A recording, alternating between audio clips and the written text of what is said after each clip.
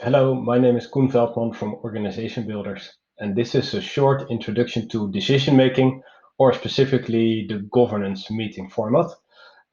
We use it throughout our implementations. It's one of the more difficult modules, so I hope this gives you a first introduction. You can apply this process in governance meetings. So when you change the structure of your team or your organization, you can use it as well in just more complex business decisions, whether they're cross-functional business decisions or strategy decisions. That doesn't matter that much.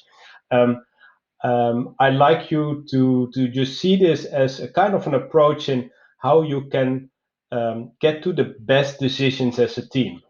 Not per se consensus decisions or autocratic decisions as a boss might make, but if you want to use the power of your team and get to the best collective outcome, and at the same time gaining speed in decision making, hearing everybody, so getting all opinions on the table, as well as be specific and able to go in depth where it's needed for a decision. As if you listen to this story, you can imagine, or you have your own experience, how difficult good decision making can be. Only combining those three elements, right? The speed in which you make decisions, the breadth, so being able to hear everybody, and the depth, and going in detail where it's needed to improve a decision. So how to do that? Um, uh, in an ideal situation, decision making is very simple. As someone says, this is my situation, and I propose to solve it in this way. So there's a solution on the table. And then everybody says, okay, all right, that's a step forward, let's do it. Again, this is the ideal situation. But at least it sounds like a good starting point which you can use, right? In the process I will use in this video, there's also a big mindset behind it. And you might read it here already a bit through the lines, right? So let me zoom in a bit and guide you through each of those steps. So in the first step, there's a big leap forward already when you say, I propose. So instead of putting a problem or an issue on the table and then saying, okay, guys, what do you think? How should we solve it? You'll say, well, I have a starting solution.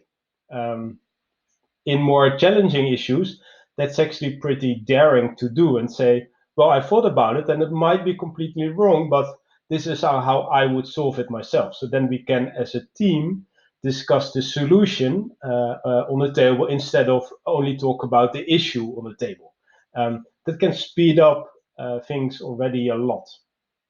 The second thing, which you see with step 5, I'll introduce the other steps in a second, is that you don't say, we agree because this is the perfect solution. Is it safe enough to try? So it's a kind of a language for, is it a step forward? And can we make at least one decision that is one step forward, is like better than the solution we had, or at least as good as the solution we had before, that lowers the bar even more. Because if you are used to working in an agile environment, you prefer to make iterative decisions, so smaller steps. You prefer that above trying to get to the best answer and strive for perfection. One of the sayings we use a lot is progress over perfection.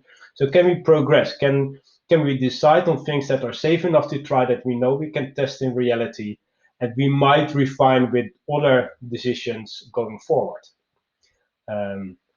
So that's a bit of the start and end point of the decision making. Start with a situation and a solution, and end with at least one step, at least the same or a step forward. So is it safe enough to try, and can we stop the decision making process around the table or the meeting we're in? If it isn't that straightforward, that everybody says yes, consent, I'm okay, let's move forward, then here are a couple of additional steps.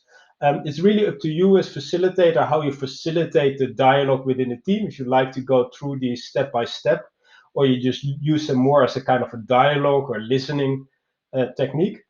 But if you listen to discussions that emerge when you talk about decision making, you might recognize those three elements. And the first, and that's here, the second point is understand.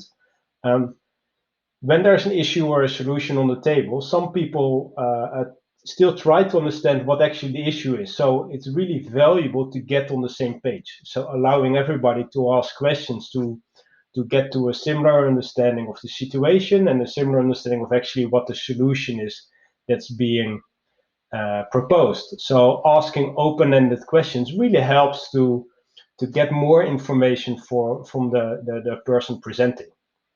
And asking questions is one of the more difficult things, because we're more skilled at reacting. And when someone does a proposal, we immediately have our own opinion ready. So try to separate that.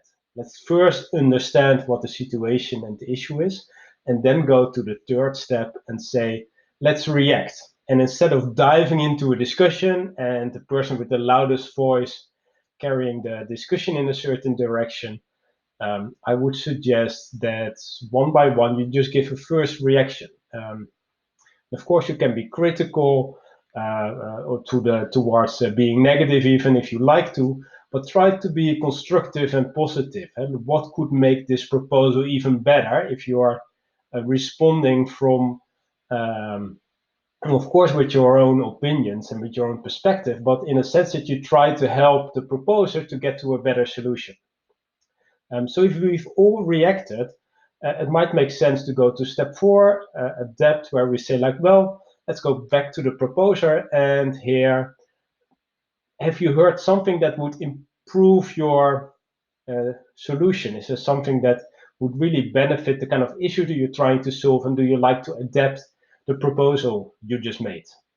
And so by just introducing step 2, 3, and 4, it might become easier to then go to step 5 and say, okay, the adapted proposal, is that safe enough to try?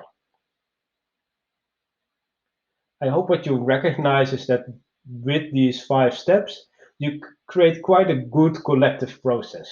And you have a clear starting point. You are able to hear everybody. We're not yet starting discussions here, right?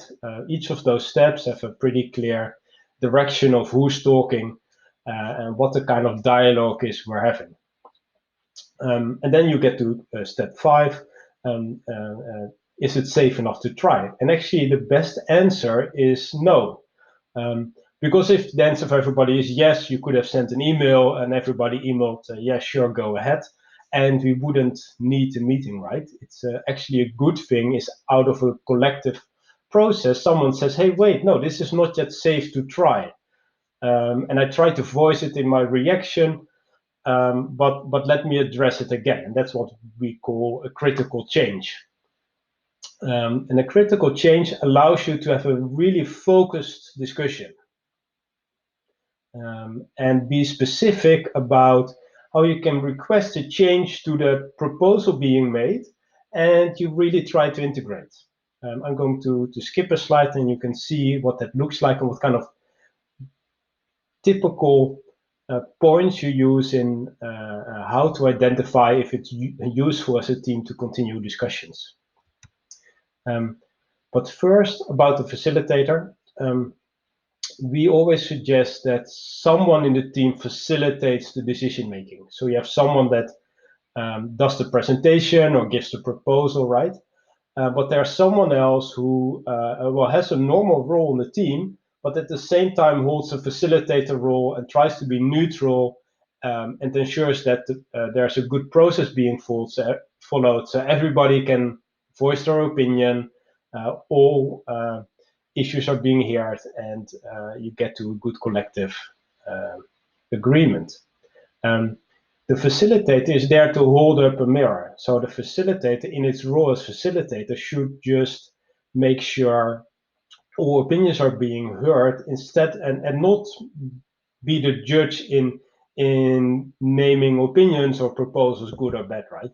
So that's a pretty fun role to have, I would say, and it allows you to really coach your teammates on the type and style of interaction they have with each other, which over time can really improve the discussions and dialogue you have in your team. So that's the role of the facilitator. And well, in the process I just introduced, right, we're talking about the consent step and raising critical changes.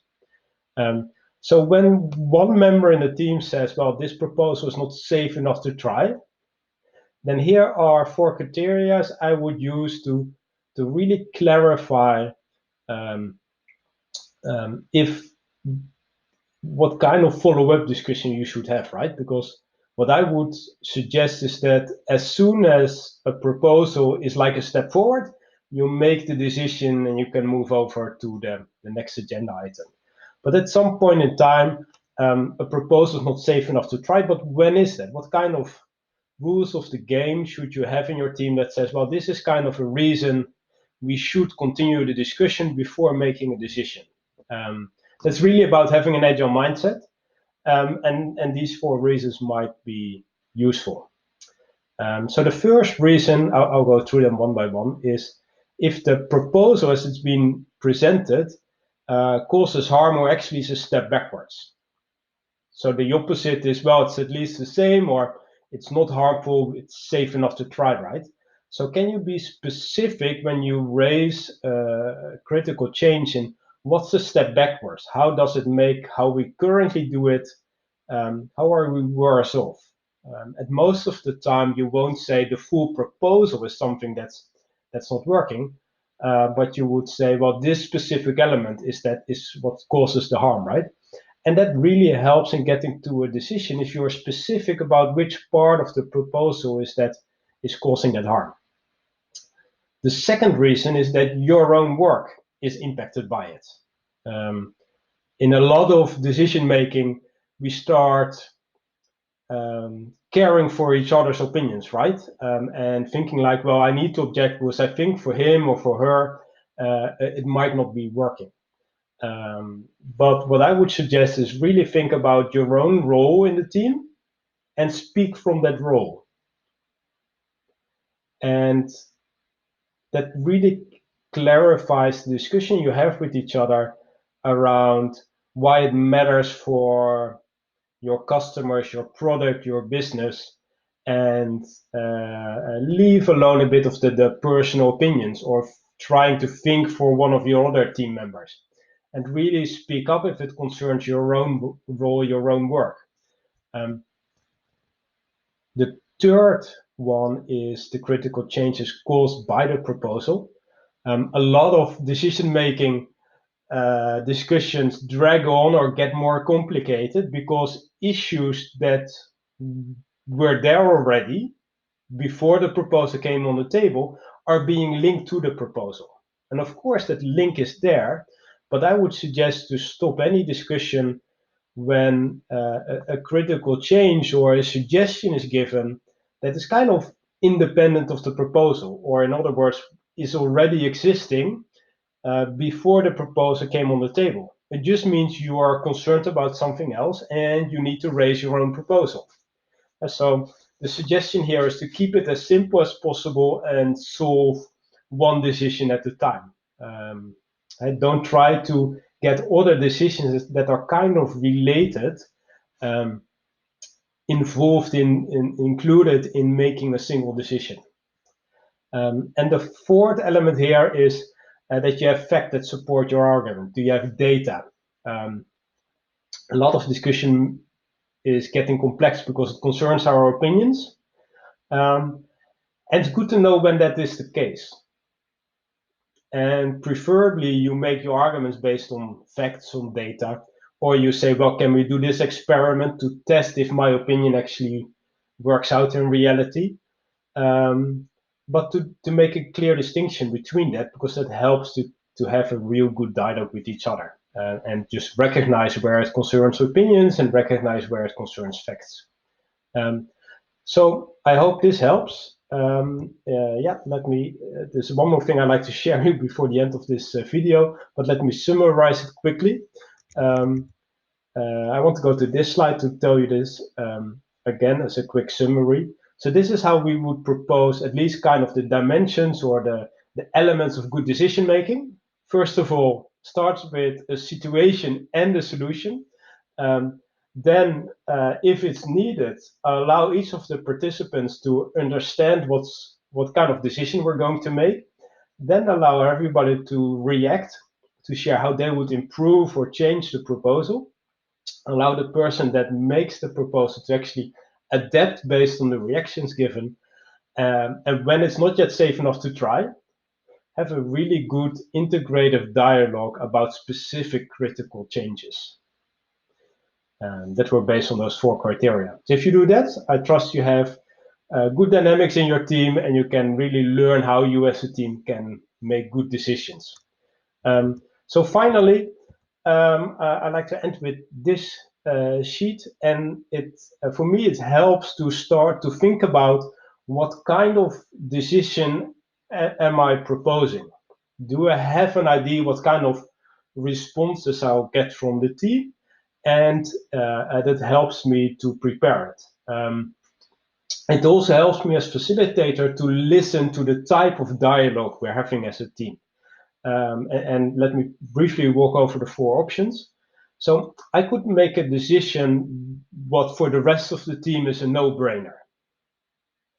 And in that way, I would make a proposal and we immediately go to consent and everybody says, yes, please move ahead. The option B is when, well, we might spend a little time on the steps 2, 3, and 4 to get everybody's questions, to get everybody's reactions, which lead to small amendments. But kind of the direction I'm going with the answer stays intact. But the reactions and questions from everybody really help to get a collective understanding and agreement of what we're deciding, and it makes the decision itself better, but it doesn't change the direction. Option C is I would use that if I know that I have team members that have really different opinions, or we're still in a phase where we might see different directions emerging. Then just providing a single solution might be really tough to get that through just simple questions and a single reaction round into a clear decision. It could work, but it might be more challenging. So what I would suggest, if you expect route C, or you hear a kind of reaction round where there are too many diverse directions being proposed, I would say start with a couple of scenarios or a couple of options, and when you present, you'll say, like, based on the arguments I've prepared or what I've heard or what I've assessed, I would say let's choose option 1 or option 3 or whatever it is, right? But show the kind of options you've evaluated before you put the proposal on the table. But at the same time, still, what is your own proposal, right? So don't start with only the options, but also with what your selection would be. That's option C. And if you follow that, you can have a really sharp discussion based on the reactions and nail down the choice. You might not in one time get to a final decision, but at least you progress pretty quickly on where next actions need to be completed to get to a final choice, right? That's what you get through providing a couple of scenarios or options. Then option D, finally, it's mostly when you get reactions and people are unhappy about how the proposal is being prepared or the kind of data or analysis that is behind the choice, and that doesn't get them comfortable in making a decision. It's probably good to just recognize that, and instead of try to use the time to make a decision, use like kind of part of that time to define the actions or next steps that need to be taken to get to a good preparation and bring it in for decision making the next time. It's probably a more effective use of your time than when you try to push for a decision when it wasn't well prepared. Again, these 4 options, I hope they help you to listen to your team in how discussions are being done, or to think through upfront in what kind of solution you want to present. That helps to speed up a lot in my experience. So a couple of final tips. So just remember, critical changes are positive. It's not that you say like, well, I'm against this proposal. It just helps the group process to say like, well, from my perspective, this isn't safe to try. It's one of the better things that can happen in the team when someone says, awesome that you had that suggestion in mind, but from my data, from my experience, we should do something else. That's a real positive thing for a team to happen. So frame those critical changes positively. If you facilitate, really focus on that collective process. If you have that neutral role, you have great power to get everybody to speak up or to have them reflect on the kind of comments they're making. And it's up to you to address if you feel that there's too much negative comments or negative reactions. Really help the team to understand they're trying to make a decision that benefits the whole, or that is there to improve the benefits for your customers or your stakeholders. And it's not about the ego or the opinions from each of the individual members in the team. Thirdly, it's really about the agile mindset. So create that common understanding of when a decision is for you as a team safe to try. That's really specific to each team, because it's very subjective what safe to try means for you. But that helps to speed up decision making a lot. As fourth point, be pragmatic with the process, right? So if you like to keep it strict, go ahead, experiment with it, but just feel that the process should always be supportive to improving the effectiveness of the decision making. And the process is not a goal in itself. And finally, of course, make sure the decision is captured. After an amazing discussion or fruitful brainstorm, make sure that you capture what you have actually decided together. Unfortunately, I've seen too much that after such a good dialogue, still people walk out of a meeting with different perspectives. So write it down, get it black on white on a shared screen, for example, and make sure that is what you actually decide on. Well, this was an introduction to decision making, to especially the governance process we use. If you facilitate it, have fun, enjoy it, and good luck.